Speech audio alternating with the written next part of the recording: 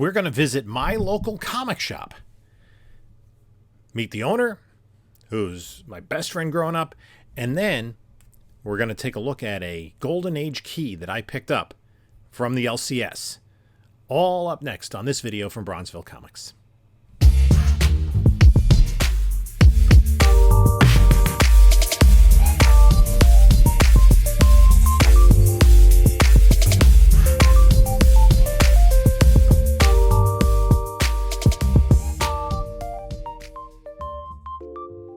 Hello, panelologists. This is Jim from Bronzeville Comics coming to you with another video. And before we get started, please like, comment, subscribe. Check out the description of this video, links to my eBay store, email, whatnot, Instagram, all that great stuff. So, we use the term LCS, local comic shop, for the place where we usually go to pick up our new books and maybe peruse back issue bins.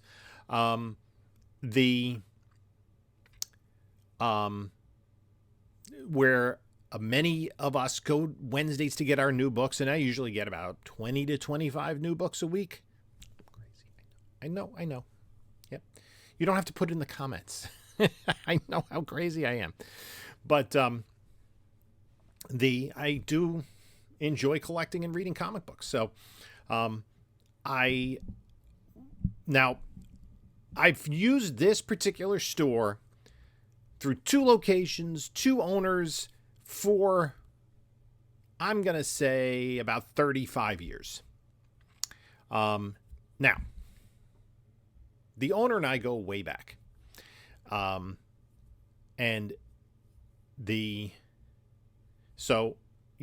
We've known each other since we were 2 years old. We grew up across the street from each other. So when we were kids, I was more the comic book guy, right? But we played with our Mego action figures, and we would bury them and play with them in the pool and put them in the freezer, and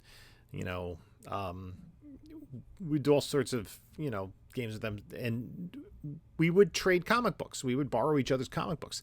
But when he was a kid, there was only one comic book that he subscribed to, and that was The Incredible Hulk. He had a monthly subscription. That was like a birthday present every year, that he got the subscription to the Hulk. And I remember him telling a story of he probably started collecting around issue 200 or shortly thereafter. And so there was newsstands back then, right? In the into the late 70s. And then a local comic shop opened up in the town next to us. But it wasn't easy to get to. Certainly wasn't within walking distance. And the parking was a little bit of a pain in the neck. It was metered parking on the street. And, our moms, both with 2 other kids, were hesitant to go down there. It was kind of like, maybe once a month we would get down there. And I started a pull list. And the way the pull list worked back then was it was a brown paper bag, and the mom, it was run by a younger guy, probably in his 20s, and his mom. It was called M&M Comics, Mike and Mom Comics. Maybe it was Mom and Mike. I don't know which one came first. But he was kind of schmoozing the customers, and when you went in to get your pull lists, there was a brown paper bag. It was the same brown paper bag forever. And on it, you'd write the titles that you wanted. So I had Justice League of America, DC Comics Presents, New Teen Titans, Avengers, X-Men, etc. And you'd go in every month and you'd pull out and figure out how much it was and take it home. So we stayed with them for a while. They moved to different locations. And then then we got to the age of driving. We'd actually drive down there. But by that time, I'm not even sure they were in business anymore, or their business was dwindling. So what made more sense to us is we kind of pooled resources in terms of handling the postage. Myself, my friend, his brother, and 2 of his brother's friends. So 5 of us in the neighborhood. And his brother and their friends were like 4, 5, 6 years younger. And so they had like 1 or 2 books that they wanted. One of them ended up working for Wizard Magazine. But so we would pull, and we went through Westfield, which was a mail subscription company at the time, and pretty sure they had advertisements in 1980s comic books. So if you're going through and you see that, you'll be, it's Westfield. I think it was Westfield. And we would wait for the UPS truck to arrive, like on whatever day of the week it was, Fridays or something, with the new comic books. So this was like in the mid 80s. And it was also when I was in college. So like you would have to wait to get home from college and, pay the money in somebody's I think his mom wrote a check, and we had to get all the cash to him and everything. So yeah, so kids back in the day, like not everything was done on the internet. Sometimes you had to like write a check and sign it and put it in an envelope and put it in the mail for somebody to get it. That's how eBay worked at the beginning, or a money order. So anyway, we would split up the books, and they would arrive once a month, and that was a fun time to get all the new books. And by then, I was getting a lot of stuff, right? So then, when my buddy was in college, he commuted to college.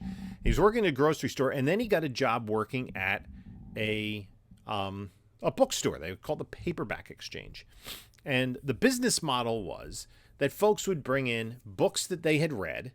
Not comic books, novels, softcover, hardcover, whatever, and trade it in for store credit.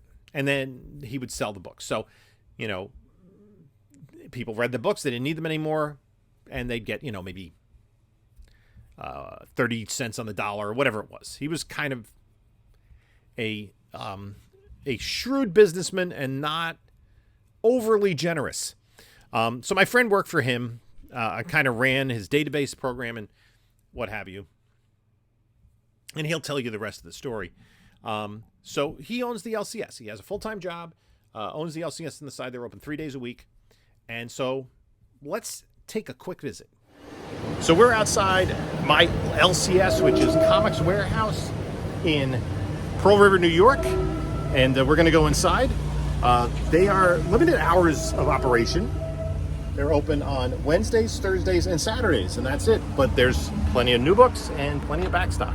Let's go inside.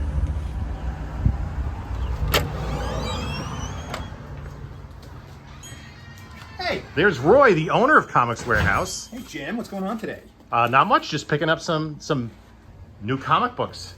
We got some awesome comics. There are plenty of them. So how did you come to own a comic book store? So I started at this comic shop when I was in high school, and when I came back from graduate school, the owner wanted to sell. I'd been running his computer program and setting up all the inventory for him, so I bought it from him and around 2000, and here we are today, 24 years later. So I've been in this business 40 years this year. It's my 40th year running a comic book shop. Well, not continuously.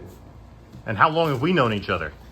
Let's see, since you're older than me, and soon to be even older, then I think we've known each other about 55, 54 years. Yeah, we've known each other since the Silver Age. That's right, exactly.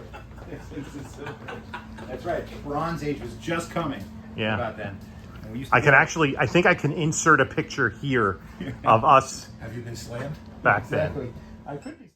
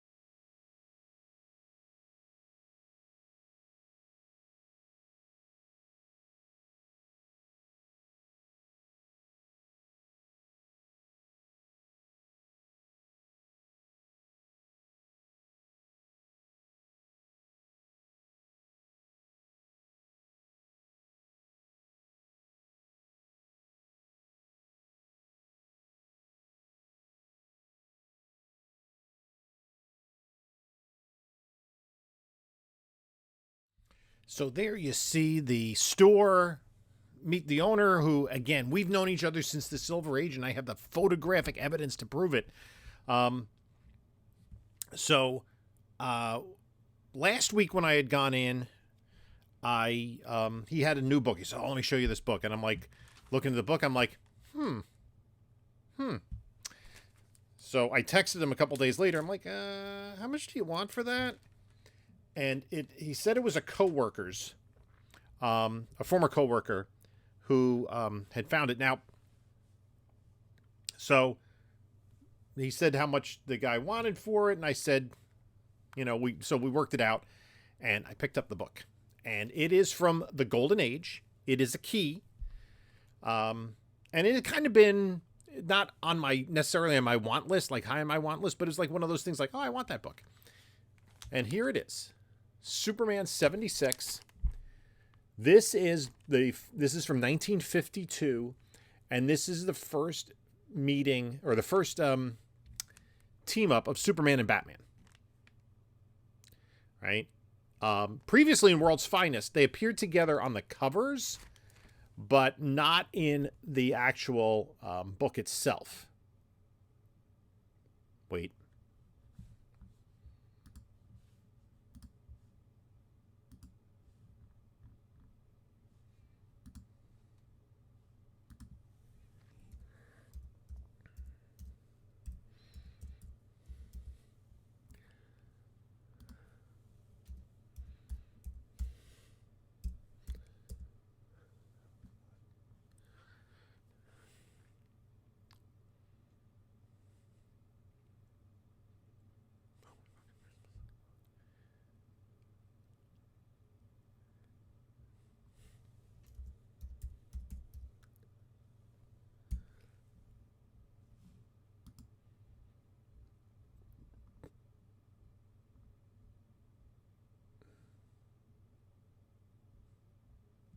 It wouldn't be until 1954, 2 years later in World's Finest Comics 71, that they began their team-ups in that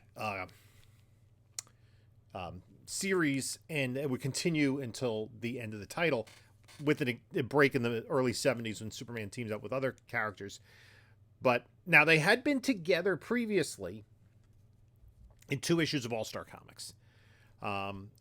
But this is the first time that they meet, they trade identities, and this is credited, usually, or historically, with the first appearance of the Earth 1 versions of these characters, Superman, Batman, Lois, Robin. Because this is kind of, it separates them from the Earth 2 characters who had met previously as members of the Justice Society. So, now, one thing that when I was looking at the book, if you notice, it's kind of wonky, right? I mean, it's the way I have it with the backer board, it's pretty much square at the side, but it's angled at the top and on the side and on the bottom. I don't think that it's trimmed. I think it was produced that way, because the other thing too is he said that the guy who had it was his grandfather's book that he bought as a kid back in 1952. So I don't think it was messed with. So I paid for it probably about fair market value. If it's trimmed, maybe a little bit above. I took a little bit of a gamble. I'm not going to get this graded anytime soon. I probably will eventually, because this is just staying in the PC. It's a really awesome book. And I do want to kind of read it first. It is a little dry, a little brittle. But, I mean, the staples are intact. The cover image is amazing. I think this is about a 4, maybe a 4.5. It does have a dry crease on the cover. There's another one on the back cover. There's a little bit of a split here and a little chip there. And then, I mean, I don't know. I don't think it's trimmed, but let me know what you say, because, weird things happened back in the early 50s. Quality control wasn't that big a deal. They were just, because these were consumables. They weren't meant to be around 72 years later. So that's a cool book that I picked up at my LCS. I hope you enjoyed. the little trip to Comics Warehouse in Pearl River, New York. I'll put the description in the video of their website. They do a lot of eBay, and they also do online subscription service. So check them out. If you're in the area, Monday, Thursday, or Saturday, check out the store. You can take a look at a couple of my other videos here. And this is Jim saying until next time, enjoy your comics.